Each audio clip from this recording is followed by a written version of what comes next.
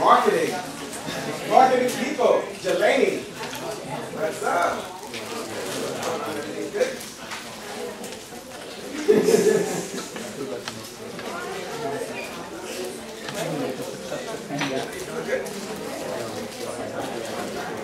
All right. So we're going to continue our conversation about marketing today. We're going to make more of a transition from talking about products to brands. So up until now, we've been talking about them simultaneously, right, Myles? But today we're going to move from our discussion of products and talk a lot more about brands and branding. So last time, when we finished up, we were talking about the product life cycle. Who remembers what the product life cycle is? Yeah, Myles.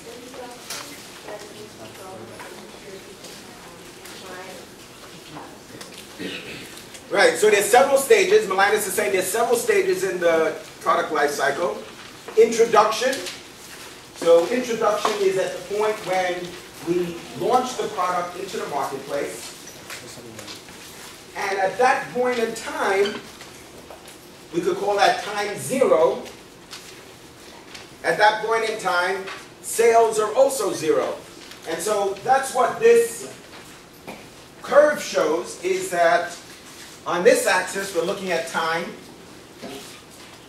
And on this axis, we're looking at sales. So we're moving this way. We're moving forward, just like Toyota. Whether we want to or not, we're moving forward through time. And at this point, sales are zero. That's also time is zero. And Myles says that that's the introduction stage of the product life cycle. Then as we move through time, what's happening? Who could tell us what's happening? We're moving through time like this. Right? That's what's happening. We're moving through time. And, yeah, assuming that we did an outstanding job with our marketing plan, as we move through time, whether it's month 1, month 2, month 3, or year 1, year 2, year 3, year 4, year 5, sales, right, what we're anticipating happening is sales are going to increase. Does that make sense? Now, if we did a bad job, like we talked about last time, why products fail, if we didn't develop a compelling marketing plan that had meaningful strategic and tactical components, we're not going to be successful.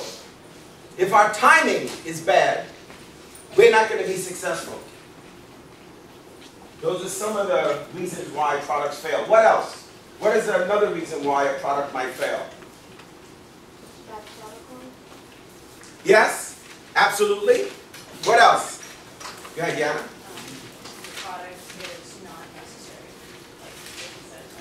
Right, so it doesn't meet a customer need, or it doesn't meet a need that the customer is aware of that they have, right? So we could be ahead of the curve, which has a lot to do with timing, either because our product is too innovative, it's too new, or maybe the economy is in a recession. What else? Go ahead. Target market as well? Yeah, the target market. So we could be targeting the wrong group of customers for our product. And that target market, those that we want to sell our product, like Jan is saying, is not seeing a need for the product. What else? Go ahead. The deliverance of it was wrong. Maybe allowed it. Right, so the execution of our plan. So remember I said it's not enough to have a great plan, because you might actually have an outstanding plan, but if it's not flawlessly executed, then we're not going to be successful. So when we think back as to why products are not successful, why the launch of new products are not successful, we need to understand why. So when you go into an organization, you say, "Hi, my name is Amulanga, and I'd like to suggest this." How was it? Hi, I'm going to keep practicing. This is my product idea. And what happens? The people that have been working there for 10, 15 years, they said, "We've tried that already, Mulan. It didn't work." But you need to understand why it didn't work.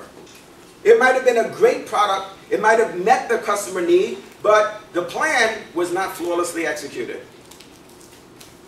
Too much or too strong competition? Absolutely. So remember we talked about the competitive set. If we're going to introduce a car, we need to know who our direct and indirect competitors are. If our direct competitor or indirect competitor is Toyota, we're facing some pretty significant challenges. Now that's why when we look at that perceptual map, you need to think about where we're going to be positioned. Is it going to be here, where there's competition, here? Maybe we want to be over here, where it's just us.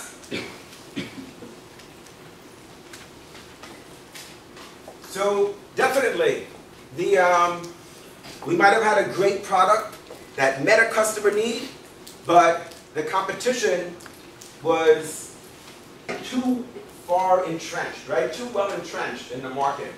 They might have already had significant market share. Maybe the category is mature. If a category is mature,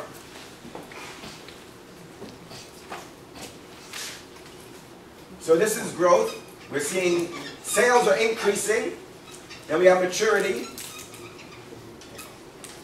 If a market is mature, if we're not seeing growth in a particular market,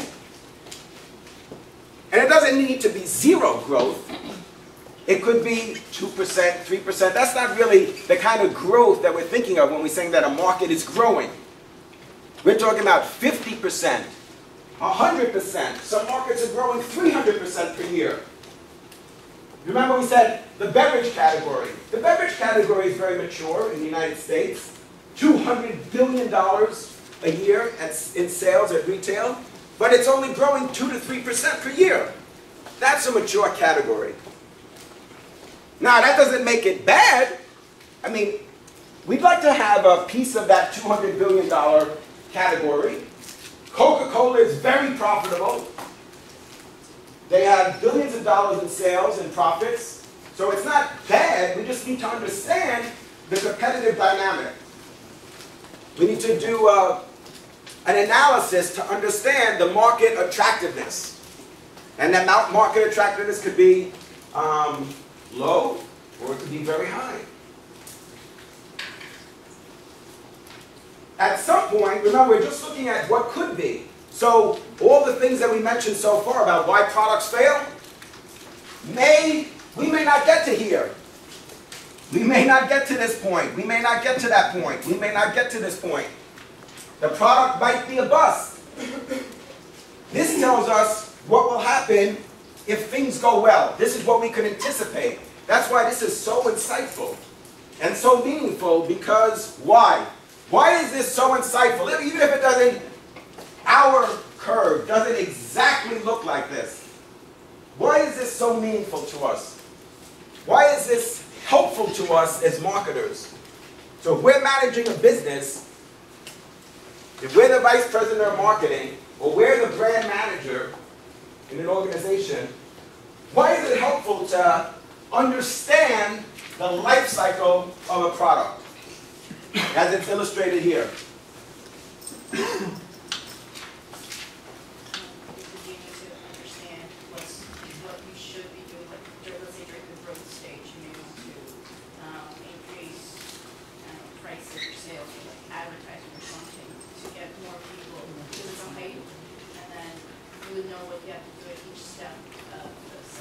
So at different stages of the life cycle, we're going to have to deploy different strategies, different tactics. Our objectives are going to vary throughout the life cycle of the product, which is absolutely true. what Jan is saying. So our strategy when the category is mature is going to be different than if the category is not mature, where you're still seeing a significant amount of growth. Because when the category is mature, there's really two key ways that we're going to increase our sales. What are they? How are sales going to increase? If I'm telling you that the category is mature and it's not growing, then how are we going to increase our sales? Add features. Yes, you could add features. So if we add features and add benefits, so if we modify the product, what we're doing is we're enhancing the perceived value. If we're enhancing the perceived value, trading it up. You're trading it up, in a sense. trading it up in what way? Tell us. I guess by adding new features and setting it to a new market, I guess that would be a form of trading up. Yeah, you're trading up your customers. So what's going to happen is we're going to anticipate, like what's happened with the iPhone, is that they're going to buy the iPhone 4, they're going to buy the iPhone 4S, they're going to buy the iPhone 5. So we're enhancing the features and the benefits of the product, and we're going to sell more units. So what we're expecting to happen in a category that's mature is that we're growing the entire category. The entire category would have to grow. So if I'm telling you that sales are flat, if the category is not growing, then one way that we would be able to increase our sales is if we grow the whole category. Another way to increase our sales in a category that's not growing is we'd have to steal customers from our competitors. Do you see why that is? So if the category is not growing, that means that this is the size of the category now. And next year, this is the size of the category. Well, we'd have to make the category this big for us to increase our sales. And then we would get a bigger slice of that pie.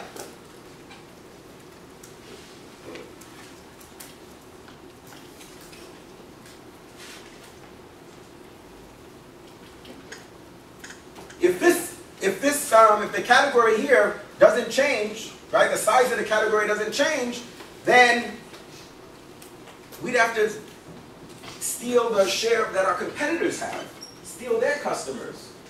Now that's very different when the category is growing and everybody's selling more units. So everybody's selling, let's say, maybe 20 or 30% more units. Then you're growing with the category, which is what happens very often. But what if the category isn't growing? Then you're either going to need to add new features, new benefits, you're going to modify the product in some way so that your sales are going to grow and the entire category is going to grow. So the entire number of units that's being sold in the category would increase. We could introduce a line extension. We could introduce a brand extension. Or if we introduce a brand extension, then we're going into a new category. So our sales as a company will increase, but for the category is going to stay the same. Now, we could be in maturity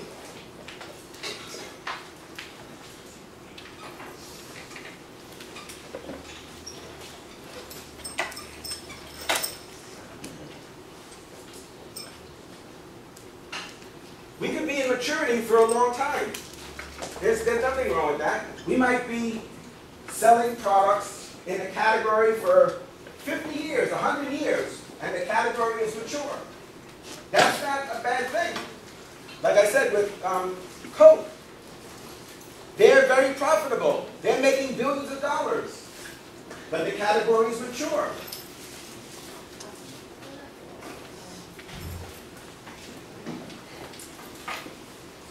But remember, this is just a foreshadowing of what could be. It may not work this way. In fact, one of the key things I want you to remember about the product life cycle is that we could influence the product life cycle. So, our hands are not tied behind our back. In fact, our job as marketers is to influence this cycle. And what is it that we want to happen? Is we want growth. We want to be able to stem growth. We want sales to continue to grow. And if we reach a point where the level of household penetration is very high, which means what? That means that, for example, everybody, let's say in the United States, has a television, or has 2 televisions, or even 3 televisions. So what's going to happen to your sales of TVs? Sales of TVs are going to go down. If the household penetration is very high and everybody already owns a TV, then sales are going to go down unless the category innovates. And what have we seen happen in the market for TV monitors? 3D. Yeah, adding new features, right? So plasma has seen a significant downturn. Then they introduced LCD, and now LED. And now there's more features. Smart TVs, where you could access the YouTube lectures for this class from your TV. Some of them have a widget on the screen where you could click on YouTube and you could watch the lectures for our class. Some of them you have a browser where you could actually, on your TV, using the remote, type in youtube.com. Somebody said 3D. So, if you continue to innovate, you could continue to, even in a market where there's a high level of household penetration, get people to buy. So if they already have a TV, our challenge as a marketer is, well, how do we get them to buy another one? How do they get us to buy clothes? Right? Promotions, sales, but they keep changing the designs. So you say, well, you already have a suit. You already have a blue suit. They said, but you don't have a blue suit like this, with powder blue stripes, thin powder blue stripes, like pinstripe. And what about this suit, where it's not pinstripe, it's actually more wider, like chalk stripe? And you got blue suits, that's great. What about gray suits? What about brown suits? So we need to find ways to get the consumer to purchase. So again, important takeaway for us is that we could influence this product life cycle. And we have to continue to modify the marketing mix. What's the marketing mix?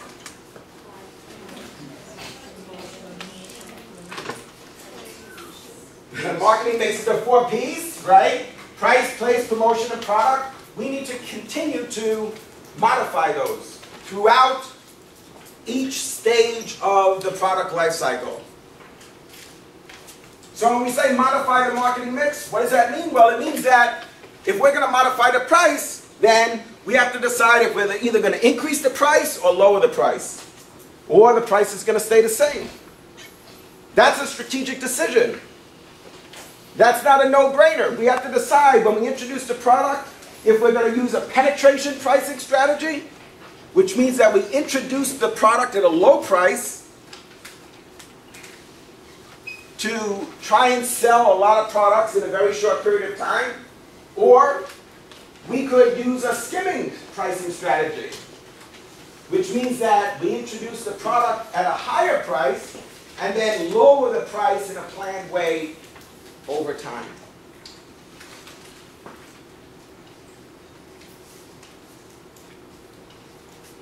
So what's the advantage of a skimming strategy? Why would we introduce the product at a high price? Because you might say, well, wait a minute, whoa, wait a minute. At a high price, aren't less people going to buy? What do you think? You could, well, first of all, you need to make the money back from all the advertisement. So just in case the product doesn't do well, you can make all your money back. And if it does well, if you get lucky, then you could kind of level up the price. So we're not just ripping people off. Yeah, you make Right, Adam? When we introduce a product at a high price, you're saying there's a very legitimate reason why you would charge a higher price at the beginning, because we might have spent literally billions of dollars in developing and researching the product and advertising heavily to promote the launch of the product. But then once those initial startup costs are recovered, then it would be reasonable that we could lower the price a little bit, and then a little bit more, and a little bit more. It's also like the technology used, if it's brand new, and the only one who has it, then you can't put any pricing on it, and the second you have competitors, then Oh, so the level of newness Right. you're talking about. Right, so absolutely. So if we differentiate ourselves, then we definitely have the opportunity to charge more. So even if what you were saying, I'm sorry, what is your name? Michael? So even if what Michael was said isn't true about us having a significant amount of startup costs because of advertising and research and development, Jan is saying that as marketers, we realize that our positioning may not be what we call a head-to-head. It might be a differentiation strategy. If we differentiate ourselves, that means if we're unique in the market, then we have the ability to charge more. So if we differentiate ourselves, then we could charge more. We could charge a premium for our product. And then it will last that long because that will attract more competitors because they will see that in that market there is a lot more. Absolutely.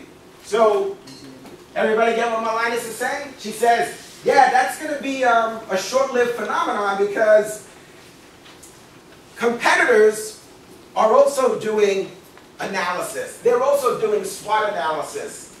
They're watching what we're doing. They're trying to identify their direct and indirect competitors. And so they're going to look at our product line and they're going to say, that is crazy. They're selling the product for $600. We could make that product for $80. And so we're going to attract competitors into our category. And they're going to rely on us to create that category need. So there's definitely advantages to being first. In fact, very often, marketers believe that it's better to be first than it is to be better. So in other words, it's better to be first to market than it is to afterwards come out with a product that might be better. That's not always the case because look at what Apple did. They weren't the first to the market with MP3 players. I know it's like hard to believe, right? Like there was a time when MP3 players were being sold and it wasn't branded iPod? You were alive then? Wow. Isn't that crazy? But that's true. So they weren't first, so it shows you the power of marketing. What they did was a much better job of marketing the technology.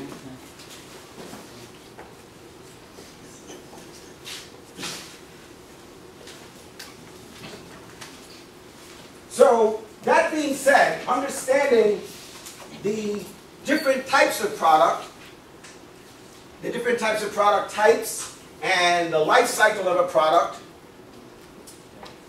we need to realize that products in any category, take any category you want, the products in any category are the same. They provide the same functional benefit. What makes them unique is the brand. Products are wrapped in brands. Now, if there was no such thing as brands, there would be a very limited number of advertisements. Because the only thing you could talk about is category need. Right? That would be our objective, is to create category need. Examples of that we talked about, remember? We said, well, if we're not going to build awareness of our brands, we're going to just talk about the product, then we're going to advertise the category, which is what the Got Milk campaign is about. They don't talk about brands in the Got Milk campaign. Only thing they're talking about is drinking milk. Why? Because they don't want you to drink orange juice. Right? Isn't that what we said? Because they see orange juice, interestingly, as more of a direct competitor. They said, you know, we're not as worried about the other dairy farmers. We're more worried that people are drinking orange juice instead of milk. They feel that a good number of people believe that orange juice is a substitute for milk. Question? All right, so we're going to talk about different branding elements and the criteria. So, one branding element, now we're talking about branding elements, is the logo. The logo is a graphic representation of the brand name. So the logo is what's called a word mark. Right, Jenny? All right. So a word mark contains words. What type of words does it contain? The name of the brand.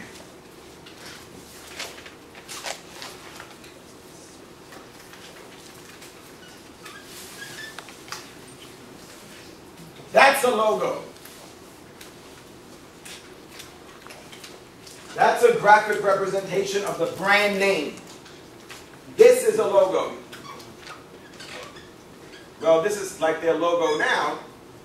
This was their logo before.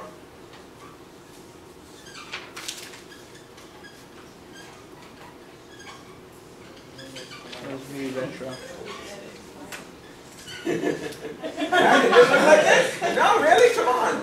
Yeah, it did. Why are you lying? That's the that's the logo. That's the Pepsi logo. Like I said a couple of years ago. Yeah, this is this. Back in the day. So these are examples of these are examples of logos.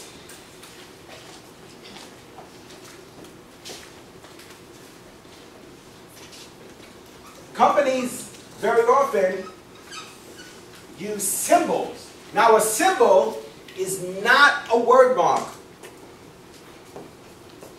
Josh, you good? What about Ford? What about Ford? Is that a logo or a symbol?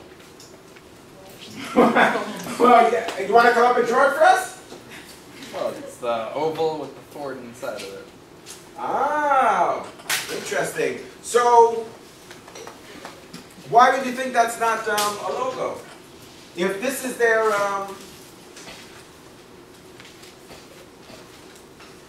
this could be their logo, that's fine.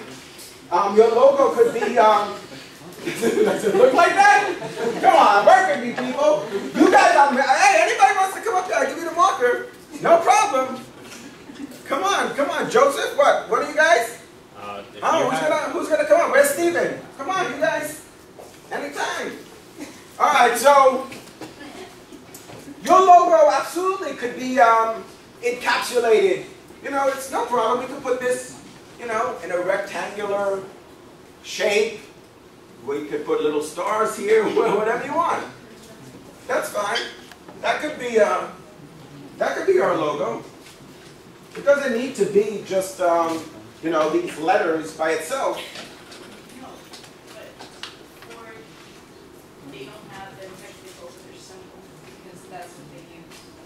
They don't have a symbol?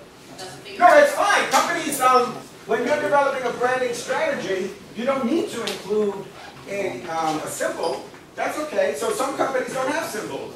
So like for Coca-Cola, they might have some personality symbols, like for example the polar bears, but that's not the same thing as like what Pepsi has, which is this. That's the symbol for Pepsi. And this, right? That's the symbol for Mercedes. These don't contain words. What's so compelling about a symbol, even though, granted, there's successful companies that don't use symbols as part of their brand architecture. That's fine, but definitely there's also companies that have used symbols in a very compelling way that is recognizable worldwide. So the symbol is what's called a non-word mark.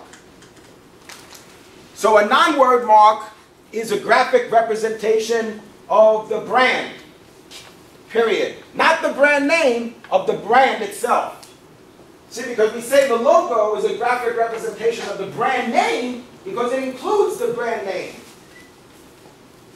So the symbol, what we're trying to do is create an association between the symbol and the logo.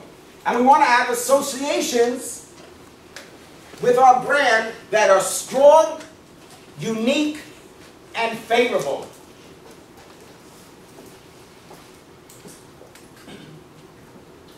Yeah, go ahead. Is it logo-wide or international, the logo? Say it again.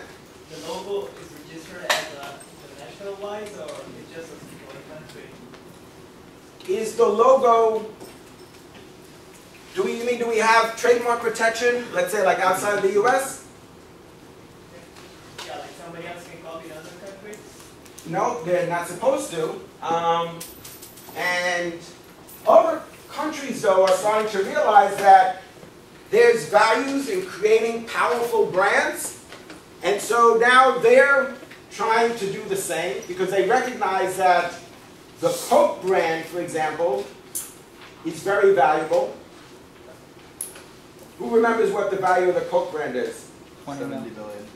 How much? 70 billion? Yeah, 70 billion. According to Business Week, the value of the Coke brand is approximately 70 billion US dollars. Doesn't that blow your mind? Because that's not their inventory of soda. Has nothing to do with the inventory of soda. Or their corporate headquarters in Atlanta, Georgia. Or their office equipment. Or their equipment, the bottling equipment. Nope, none of those tangible assets. We're talking about an intangible asset. Just this, they say, is worth $70 billion. So governments want to have their organizations, their companies, developing powerful brands. And so they realize that if they want other countries to respect their trademarks, then they're going to have to respect the trademarks of other countries as well.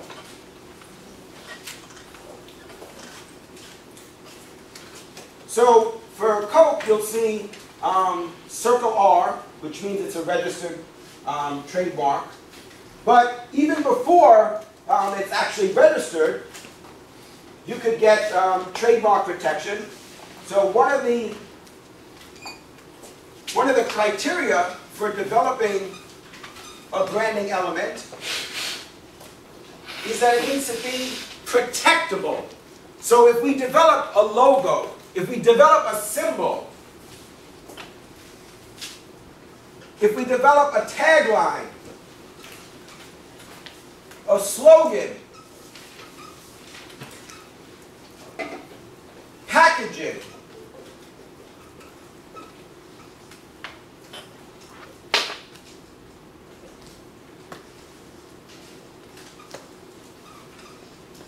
or attempt to create trade dress, then it needs to be protectable. That should be one of the metrics that we use to determine whether or not the branding element is worthwhile, whether or not we did a good job, is can we get trademark protection? So in order to get trademark protection, our branding element needs to be unique.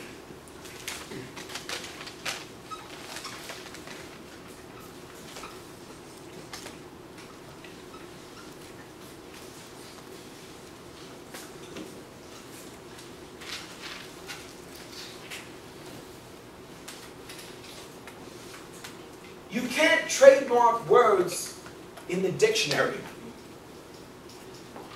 Now you're thinking, well, wait, what do you mean?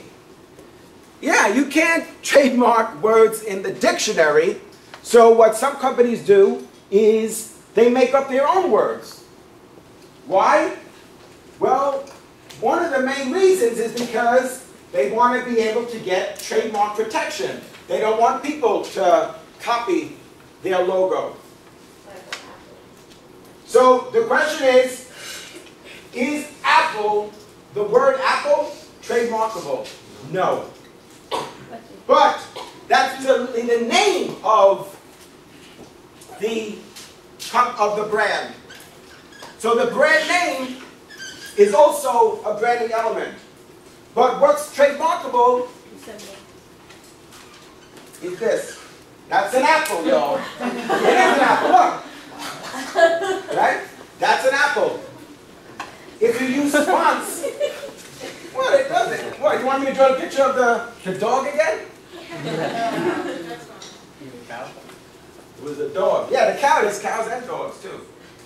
You guys, you want to pass around the candy there? Go ahead, come on. That bag has got to be empty. Go ahead, finish it off. Susanna, come on, work with me. Brandon, you look like you want some candy. Come on, come on.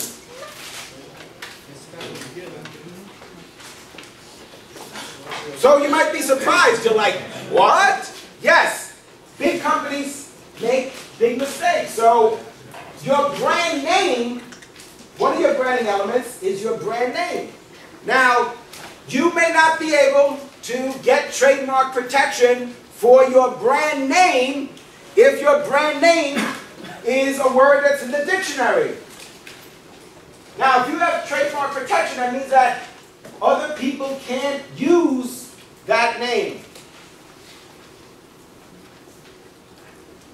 So that's why you can't trademark words that are in the dictionary, because how can you keep people from using the word apple? But that being said, if you do decide to have a brand that's called apple or orange or pear, then what you need to make sure that you do is have a logo that you could get trademark protection for. And your logo needs to be something that's stylized and unique. What do you think about this? This was the logo before, up until literally only a couple of years ago, almost 3 years ago, and this is the logo now. Which do you think is more memorable, more unique, more protectable? Is it this design here that's like 3D, has this like 3D effect? It's like glowing, you know? What do you think? How many people think that this logo, the old logo, is more protectable than the new logo? What do you think? Raise your hand if you think the older logo is more memorable, more unique, more stylized. All right, let me try a little trick here. Let me see. How many of you want to get 100 on the exam? Oh, your arm does work. Amazing. Amazing. I just wanted to check. I wasn't sure, you know. All right, so you could raise your hand. That's good. Good, good, good. So most people would think that the prior logo was more stylized, more unique. New one is more simple and straight, so maybe when you added not gonna make your eyes tired or something. Maybe Well, yeah, so a logo, whether it's the design or the color, is a stimuli. Right? When we see the logo or the symbol or the packaging, what's going to happen is we're gonna process that sensation. We're going to process that sensation. We're going to interpret that sensation. So our eye sees that. We could see, hear, smell, taste. Whatever the sensation is, we have the ability to interpret that sensation. That's known as perception. Now, we may decide not to process or interpret the sensation. So, for example, we might actually have a perceptual filter. What's a perceptual filter? I'll give you a couple of examples of a perceptual filter. And let me help out Chantel here. An example of a perceptual filter. Here's a good example. Perceptual vigilance. Christina, perceptual vigilance. Perceptual vigilance is an example. Joseph, you following me? Perceptual vigilance is an example of a perceptual filter. What that means is that we filter out certain sensations. We can decide whether or not to process a sensation. So, for example, perceptual vigilance says that we only pay attention to things that are relevant to us. So, for example, if we see an ad for Burger King or McDonald's or Taco Bell, right? Everybody knows the Taco Bell dog? The little Chihuahua? Yeah. Yeah, they get on Taco Bell, right? Yeah. If we're not hungry, then we're gonna filter that out. That's known as perceptual vigilance. So perceptual vigilance means that if we're not hungry, if we're not thirsty, then we're not going to pay attention. As advertisers and as marketers, we need to make sure that we understand that very well. So we might be advertising for cars, for MP3 players, for fast food, for 1080p, high definition, 3D, smart LED monitors. But if people don't have a need for that, their perception is not going to occur. Do you think that's true? What do you think? Does perceptual vigilance happen? You see all these ads for let's say, KFC, Taco Bell, Pizza Hut, White Castle. But if you're not hungry, you're not gonna be paying attention. They might be, it could make you hungry. But then when you see the ad and you are hungry, then you realize that what? That becomes part of what? The options, part of your options, your consideration set. So all those different choices that come to mind when we're hungry are known as the evoke set. All the different fast food restaurants, or all the different beverage brands. So we're going to have an evoke set. But the consideration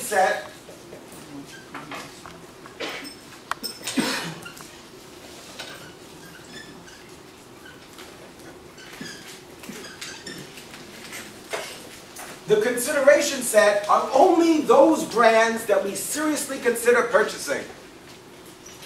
You see why that's important to us as marketers? Because when we talk about brand awareness, there's two types. There's brand recognition and brand recall.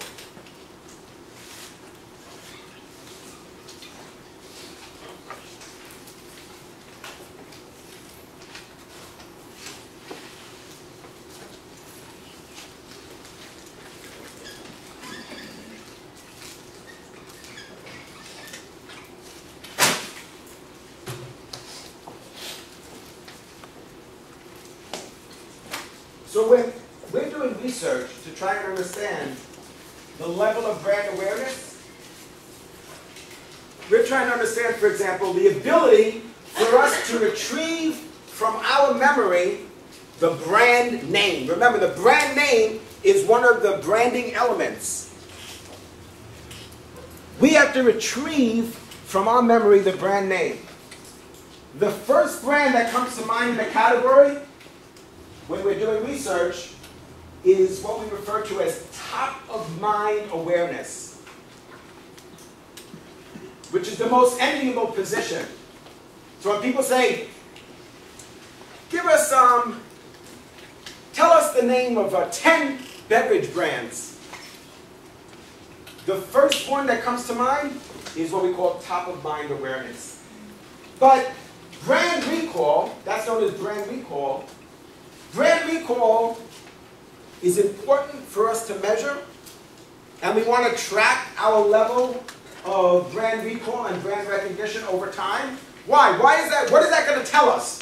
If we're doing branding research, if we're doing brand awareness research over periods of time, every 6 months, for 5 years, 10 years, 20 years, what is that going to help us determine? Why would we do that? Why would we do branding research? Why would we keep doing research, whether it's through phone surveys or internet surveys, mail surveys? Why would we keep track of that? What is the purpose? Go ahead, Brandon. You want to get a sense of where people are at with your product, whether they like it or what can be improved or pricing. You're just trying to get an overall view on what could be made better. So it's going to help us with our positioning, right? Yeah. So with the perceptual map, we're going to try and understand where we are on the perceptual map, and then if there's any changes. So we're going to look at not just the brand recognition and the brand recall, but we're going to look at attitudes and perceptions. So we want to know, how do they perceive our brand? What is our brand image, our brand personality? And do they remember our brand name?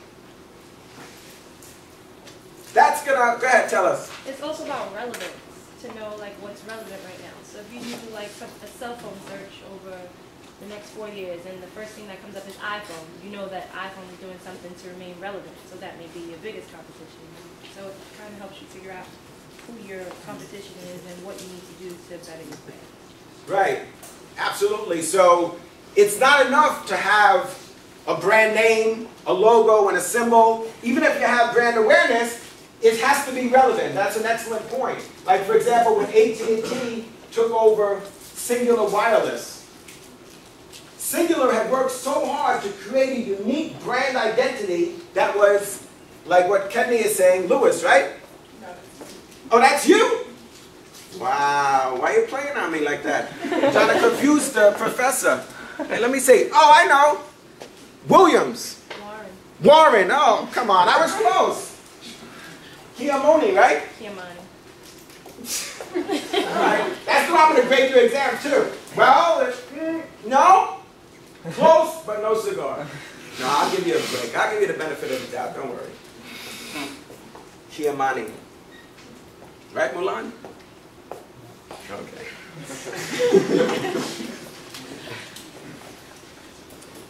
So, Singular Wireless was very relevant. They connected with the younger generation. Their brand was fun. It was cool. They had that orange jack. So they had done a terrific job. And then AT&T acquired them. And they decided, well, they're going to rebrand everything AT&T. Well, unless like you really live under a rock, then you would have heard of AT&T. But the concern that marketers had is that even though people heard of the name AT&T, was it still relevant? Did it have a positive brand identity? So people are aware of your brand, that's not it. Just to have awareness is not enough. You have to be relevant. You have to have a brand personality. You have to have a brand image that people can connect with. What do you think, Sophia? You don't agree? You do? No? Okay. So, think about if we're doing that beverage research. Let's go around now quickly. I want everybody to tell them a name of beverage. Like soda. We're not talking about Grey Goose, Belvedere, Patron, right? We're not going to go there. That's after class. A soda. The name of a soda. Go ahead. Sprite? Dr. Pepper? Sunkist? Coca-Cola? Fanta? Tab? Ginger Ale? 7-Up? Sprite? What else? So now, think of this. Think of all those brands that we just mentioned. Remember, that's our evoke set. Then there's only a limited number of brands that we're seriously going to consider purchasing. That's the consideration set. So why is that important? Because if we just know brand awareness, but we don't understand purchase intent, then we didn't do a good job in our research. Because of course, if you ask them, or if either you ask them to tell you the name of a soda brand, or you ask them if they ever heard of, let's say, the Coke brand, of course they're going to say yes. Like, who hasn't? Except maybe Jenny, but most people have. Yeah. Okay, she says she has. All right, I apologize. So, the problem is that even if they're aware of the brand, that doesn't mean that there's purchase intent. That means that, of course they're aware of Coke, but then wouldn't you just like literally fall out of your seat if they said, but I don't drink soda? So you see why it's important to ask questions that are probing. That's not just enough to know the level of brand awareness. Yeah, that's going to help us determine whether or not our advertising is effective. Because advertising is going to build awareness, and we want people to learn the messaging. We want them to remember it. We want it to become a part of their memory. So the features and benefits that our branded product provides. So importantly, they have to remember the brand name. Because if they see our commercial, and they could remember the jingle, la la la la la la la la la la, right? That's great. But if they can't remember what brand that jingle is associated with, they can't remember what symbol is associated with what brand and the features and benefits and the unique selling proposition, then we weren't successful in our advertising campaign. So we need to find out the purchase intent, and we need to determine the consideration set. So it's great that they're aware of our brand. But if at the end of the day they say, well, yes, I'm aware of the Coke brand, but I only drink lemon lime. I don't drink cola. Or I only drink root beer. Or I don't drink soda at all. I only drink orange juice, for example. Chantel, you're right. Or water, like Chantel. Is that really water in there? It is. Josh, check it. Make sure. Questions?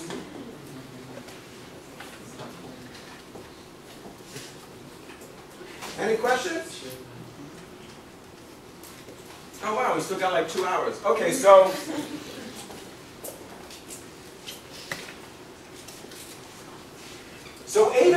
awareness is when we say, when we ask, are you familiar with the Coke brand? Or if we go into a restaurant and we say, and the waitress asks us, the server says, would you like a Coke? Or a Sprite? That's a type of aided awareness.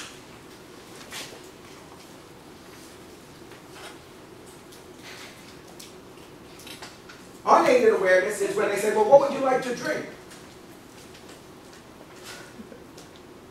That's an example of unaided awareness. If you go into Applebee's and you ask, and they ask you, what do you want to drink? That's an example of what type of awareness? Unaided. Huh? What? Unaided. Unaided, and it's an example of brand recall. So we have to retrieve from our memory the brand name, which if our objective is to have a high level of brand recall, then we're going to have to spend a lot more money on advertising. It's going to take more exposure to our ads for our target audience to be able to process that message and to learn the message and for them to store it in their memory. Because recognition just means that when you see this symbol, you recognize that symbol as being associated with the Mercedes brand name.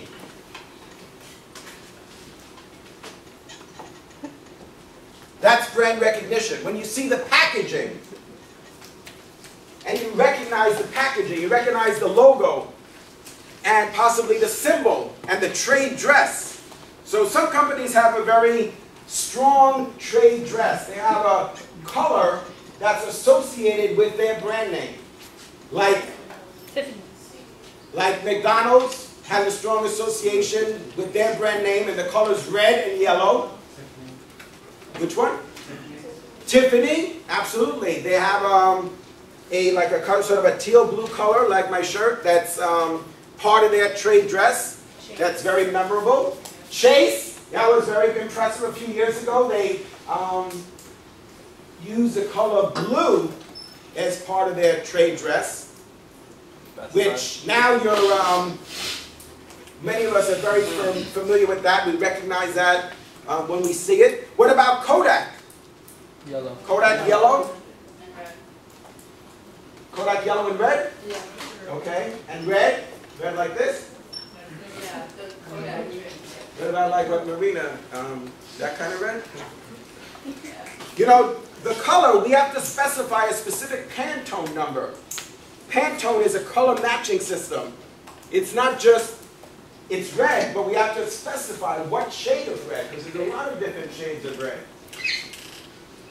The tagline is a few words or a very short phrase that we associate. It's soon going to be over, don't worry. Couple of minutes. Hang in there.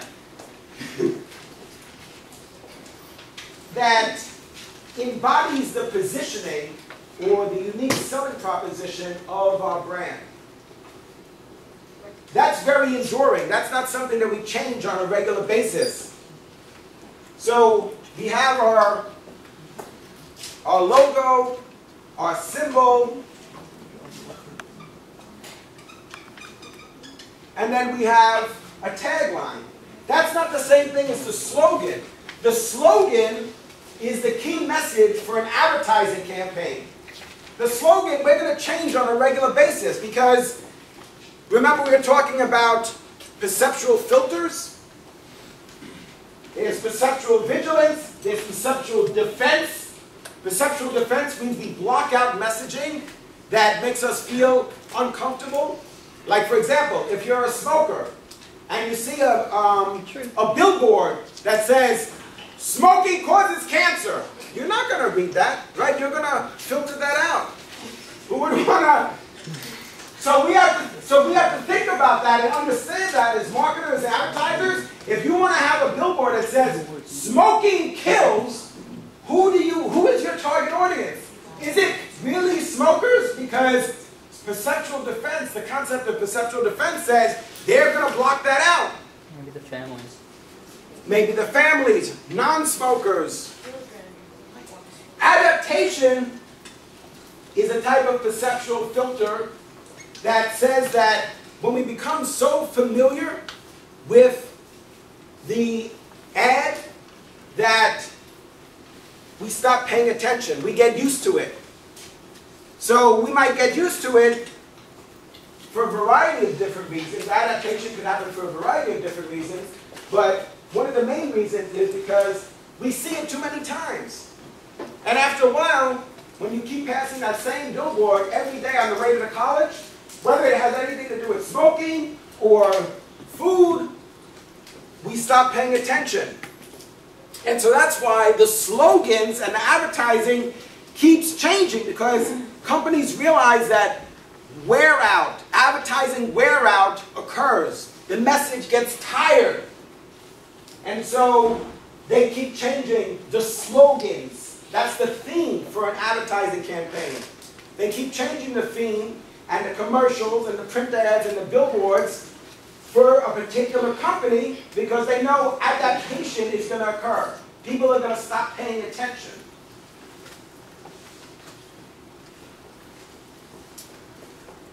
All right. Where's the attendance sheet? All right, so Professor, you just talked about the tagline, the few words associated with the brand. So it's like, for example, what? So an example, wait, don't go yet. I want to tell you something about the exam. The tagline is a couple of words like, for example, we bring good things to life is the tagline for General Electric. That's something that is not changed on a regular basis. That can be the tagline for 5 years, 10 years. But the slogan, you might change that every 3 months, every 6 months. Why? Because for a given campaign, your message is going to focus on a limited number of things. So maybe in one advertising campaign, the slogan focuses on the fact that your food is very nutritious. But then in another campaign, you're going to focus on the fact that your ad is that your food is healthy, or low price rather. So first you focus on nutrition, and you say that your food has a high nutritional value. And then once people, perception occurs, when people process that message, then you're going to teach them something else. Because in advertising, there's got to be perception, learning, and then memory. So you've got to process the messaging, and then learn the message, and then importantly, they have to remember it. So you can expect the theme for an advertising campaign to change on a regular basis, but not the tagline. Once you have something that's very compelling, that embodies your positioning, you want to stay with that because you're not going to change your positioning. True, remember we said you can reposition your brand, but you can't do that on a regular basis. That's not something that you do on a regular basis. Sure, you could try and change your perceptions, but you can't keep repositioning yourself from a luxury brand to an economy brand to a luxury brand. There's got to be a crystal clear perception of our brand in the marketplace.